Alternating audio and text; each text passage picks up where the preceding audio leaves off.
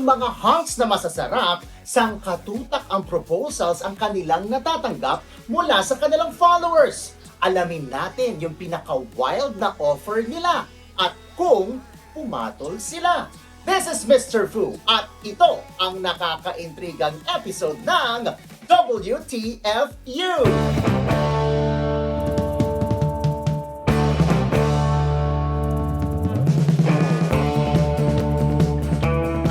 Pinutulak ko. Ano hindi mo makakalimutan na offer ng bading sa'yo? Siguro yung 15,000 daw. Oh, anong kapalit ng 15,000? Iharap niya ako sa mga kaibigan niya or sa mga relatives niya, papakilala. Parang hindi lang ako handa, parang, Papakilala ka na jowa, oo, gano'n. tapos pabigyan ka ng 15,000. Dami talaga mga ilusyonadong bakla, no? Gano'n, Dinagaan gano'n. sa pera. Oh, anyway, oh. Tapos meron din yung iba, magkano ka ba isang gabi? Kakain lang, sama mo lang ako kumain. Oh, sumama ka dun sa 15,000. Hindi Ay, ako parang sumama. Hindi ako sumama. Kasi may pakilala pa. Papakilala sa May lahat, presscon pa. lahat, kaibigan, lahat, gano'n. Kasi parang yun, event, Oh. parang dito sa Crown Plaza, banda. Talaga ba? Ba't hindi ka pumayag? Mababa kasi yung 15. Hindi, syempre, Alam ko na. Sumama ka pero ang rule mo, huwag mo na ako ipakilala. Tayong dalawa na lang. Doon na tayo sa Crown Plaza. Charot! Totoo? pwede. Totoo ganun nangyari? Hindi. Ah. Sumama lang ako pero Oh. wala, hindi natuloy yung parang syempre, inaano ko rin yung Was a give? wala. Talaga. Ano, artista ba yan? Hindi. Celebrity, ganon. Hindi. Ano lang, mapera lang talaga. Talaga. Chinat lang ako sa Facebook. Bagay, kanya-kanyang trip yan, no? Di ba? Bayad ka, tapos pakilala mo sa mga friends mo, may jowa ka. Yo, ganun lang. Iba rin, no? Eh, may pera naman sila. Sige, go. Basta legal yung pera nila. Yun lang, dapat legal. Minsan ang daming ganun eh. Minsan ang daming magchat-chat or... O sa social media mo, ano hindi mo makakalimutan? Nung niyaya ako talaga.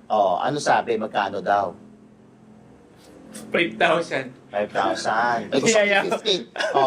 15. Niyaya ako, sabi niya, pwede ka ba ganyan-ganyan? So, hindi ka sumama? Sumama ka? Hindi ako. Pero hindi mo siya kilala. Hindi ko siya kilala. Kasi nakita niya lang daw sa Twitter kasi yung mga Videos mo. yung mga pelikula ko. Ano sana sinabi mo higher? Hindi ko na in-entertain. Sabi ko, ganyan. Thank you, gano'n. Thank you, Baba. At bayan. Next. Sabi.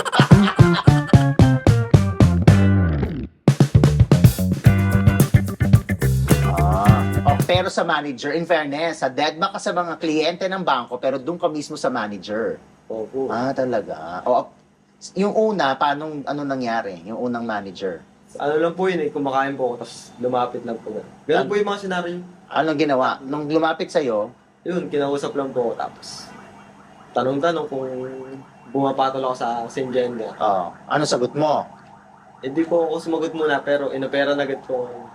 Hindi ka pa nakakasagot. Kumbaga, iniisip mo pa yung sagot mo, nag-offer agad. Tapos nagsasabi na po sila na meron silang kung ano-anong ari-arian, mga ganun. Ari-ari. Nagpaandar ka agad. Magkano ang offer ni banker? Parang deal or no deal. Una po, 10K lang, tapos pataas na lang. 10K ang offer? Anong kapalit daw ng 10K? Ano? Okay lang po ba sabihin? Naman. Ano lang, BJ and Anal.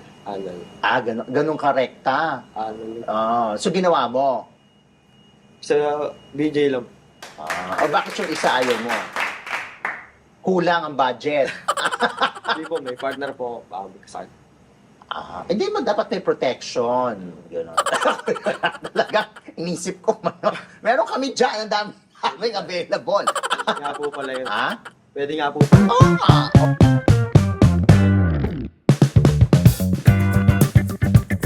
Ano hindi mo na makakalimutan na offer sa'yo ng bading? Yung sir out of town. Out of town. Saan daw dadalhin? Mga resort sir, out of town like Siargao. Mga ganon. Kaya itong Cebu. Saan mo nakilala ito? Actually, sir, hindi siya nataga rito eh. US na siya. Kumbaga, pag umuwi lang siya. Pero Pinoy siya. Pinoy, sir. Okay. So, saan kanya nakita sa social media? Yun, sa mga post-post. Sa mga posts. Tapos, nagkita kayo. Chat-chat. Ah, Yun. nagkita kayo. Saan natuloy ang Siargao? Hindi Siargao, sir, sa Cebu. Cebu. Ano to, may edad na? Saktuhan lang, sir. Siguro mga 30. Bata pa.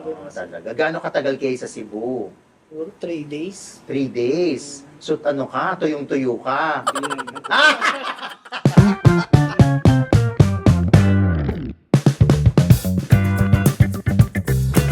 Anong hindi mo makakalimutan offer na akala mo kliyente yung pala landian lang ang gusto? Direktor, galing sa isang direktor.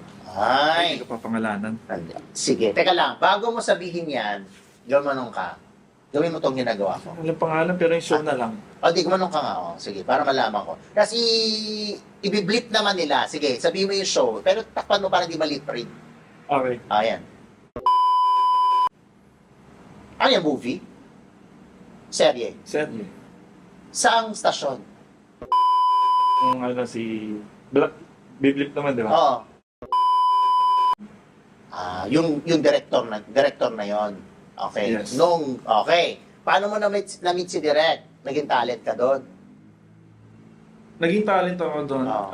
Siguro yung episode na nilabasan ko doon is mga 1 to 2 weeks. Okay. So, Paano nag-offer si Direk? nalaman niya na Pabuking ka? civil. Ah, Natanong niya na ano, kumbaga yung iba ko pang side hustle. So nabanggit ko doon na contractor nga doon. So in-inquire niya yung bahay. ah. Ayun, tas parang nauwi sa... Landian. Parang ganun, parang may pahapyaw. So parang Anong pahapyaw niya? yung akit sa condo, ganun. Pupunta sa condo niya. Eh, Nag-offer ng presyo. Hindi naman totally, pero... Siguro ina-assume ko lang. Ah. Hindi, kumbaga alam mo sa gestures niya. So, Ano, humahawak-hawak sa'yo, gano'n? nung sa set naman hindi eh. Pero may time sa coffee para pag-usapan yung project. So may dala akong proposals, etc. So ako nakapokus ako doon. Tapos parang laging nalilihis yung ano niya. Topic. Kumbaga parang may ano ka na ba sa... Parang tinatanong niya kung may experience na ako sa... Interview portion na. Parang naliliko lagi. So parang ako kahit anong balik ko dito sa Proyekto. bahay mo. Napupunta doon, so, ay, egis na to. I mean, parang iba. Dinaan pa dun, kunwari, magpapagawa yun naman pala. Sa'yo gusto magpa-punla ng pundasyon.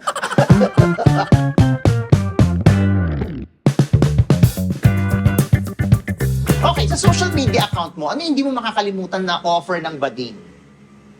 Offer ng bading. Mga sponsor po, gano'n. Ano sinasabi? Sponsoran kita sa gym, gano'n. Oo. Bigyan ka ng whey, ganyan, supplement, Pang gym daw po. pang gym. Pumayag ka. Hindi po eh. Kasi mababa. Bakit yun lang? Bakit yun lang? So madami ka natatanggap. Opo. Ano pa? Pero tinatanggihan din po kasi yun. Tinatanggihan nino? Mo. Opo. Bakit? Kasi parang yung iba po kasi parang nanguuto lang, gano'n. Parang mukhang ano naman, hindi naman seryosong tao. Tsaka parang wala naman mukha, hindi mo alam kung nagsasabi Yes, na totoo. Mga mukhang scammer, ganyan. Walang profile. Wala. Halimbawa, meron talagang tao na nakilala mo, nagpakilala sa'yo, tapos mabait naman, parang ganito lang, at nag-offer na, ganito, titira ka muna sa bahay ko. Ayan, tapos ako bahala sa lahat ng gastusin mo. Dito ka lang sa akin. Yan. Jowain mo ako. Ayun na yung keyword. Papayag ka. Di. Sa ngayon, di ko pa kaya yung gano'n. Ano muna, Tsaka bata ka pa. Pero, pwede na yan. Tsaka!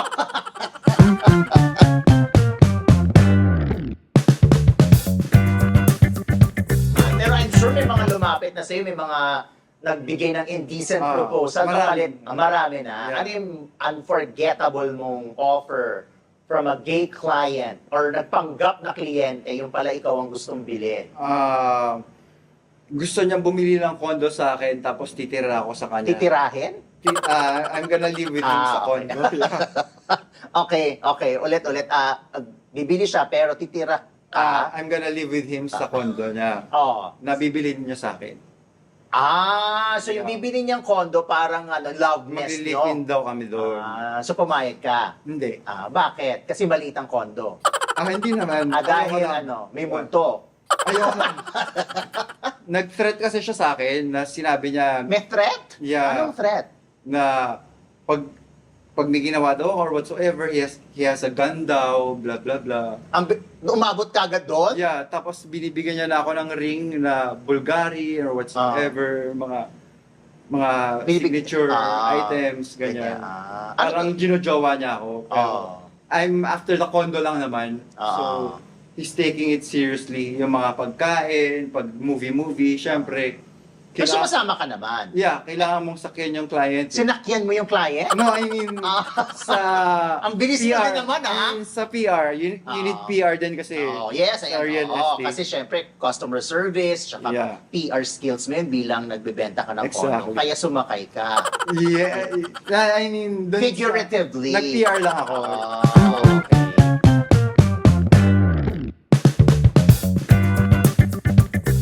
Sa social media account mo, ano yung hindi mo makakalimutang offer sa'yo ng bading? But, Siyempre, nagguhubad-hubad ka sa social media. Wala pa naman sa sinasabing sa akin. Gusto niya lang ako sama Hong Kong. Sama ka raw sa Hong Kong. Tapos, Tinanong niya ako kung may passport ba ako. Sabi ko sa kanya, wala akong passport. Pwede naman ako magpagawa. Kaso, kinabukasan nata nun, alis niya na. OA naman yung bukas na kaagad. Ganun. Pero magpagawa ka na ng passport para sure na. Next time. Kilala mo yung bading or first time na nag-message? First time na nag-message siya. First time. So hindi mo kilala ng Hindi ko personal? May hirap yung ganon. Random people. Talaga.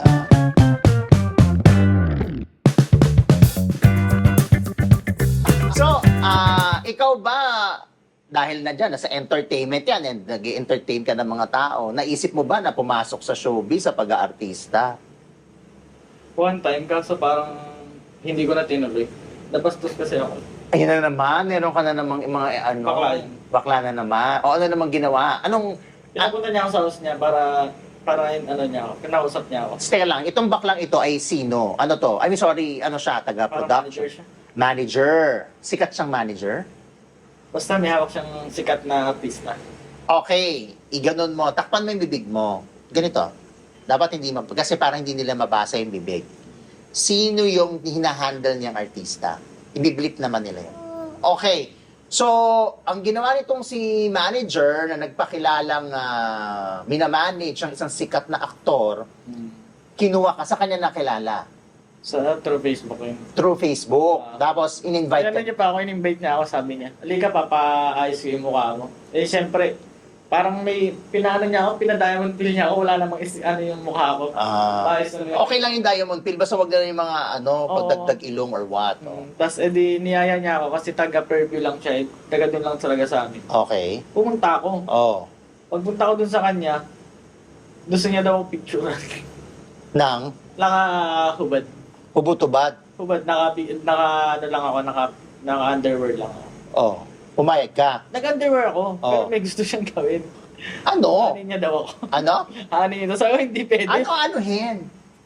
Sino kaya yan? Tatanong ko nga yan dun sa kung Yes, legit talaga. yan. Pero hindi. Kasi kilala ko dun sa aktor na yon ang nagmamanage yung kilala ko. At hindi babaihan yun. Oo, babayan talaga siya. May susuhan niya. Talaga. Okay. So, hindi ka niya naipasok sa anumang proyekto. Hindi. Hindi Hindi ka ko na na- siya kinausap after.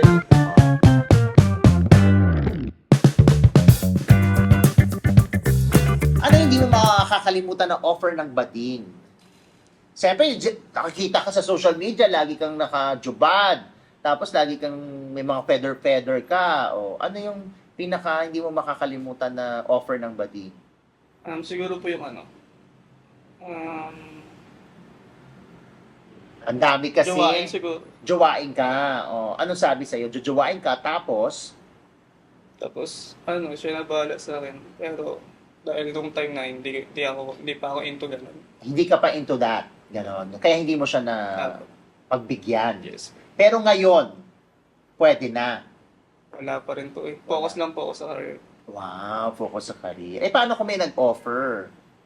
Hindi pa rin po eh. Hindi pa. Kasi yung naniniwala ako na kung gusto tumulong ng tao, walang Kapalit. Ano to, charity, ganon.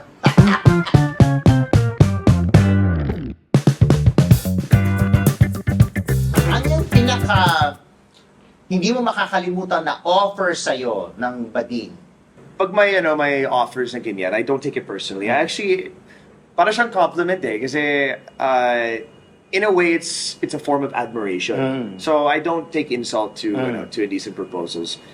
Ayoko sabihin yung dollar amount kasi baka mababash ako dito eh. Bakit naman? Pag Sabihin mo mataas, na. yun yung sinabi ko dati na mga amounts tapos sinasabi nila na you're parang, just ay, being- feelingeros yan, Hindi naman- sinigo. kung ano naman, yun na naman talagang in-offer eh.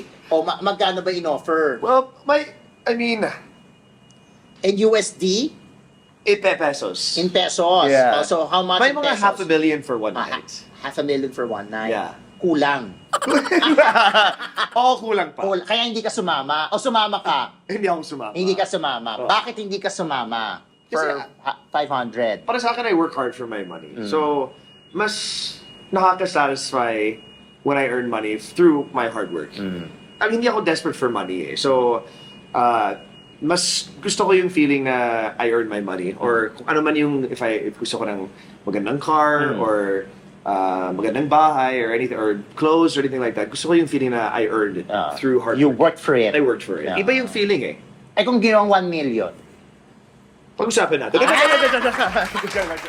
Tuloy-tuloy pa rin ang ating mga maiinit na kwento, syempre kasama ang mga pinakamaiinit din na binata. Dito lang yan kung saan nagsisiksika ng mga wild at guwafu, WTFU!